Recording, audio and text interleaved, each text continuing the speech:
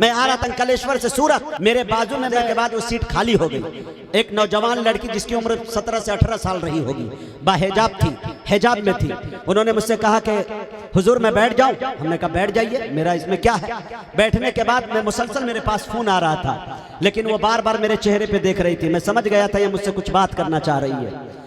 Phone जैसे ही रखा तो उस बहन ने मुझसे कहा आप मुजाहिद हसनैन हबीबी है। हमने कहा हाँ मैं मुजाहिद हसनैन हबीबी। वो हिजाब में थी। क्या मन में आया थोड़ी देर के बाद, तो मेरा भी दिल चाहा कि इस बहन से पूछ लूं। मैंने कहा आपका नाम क्या है?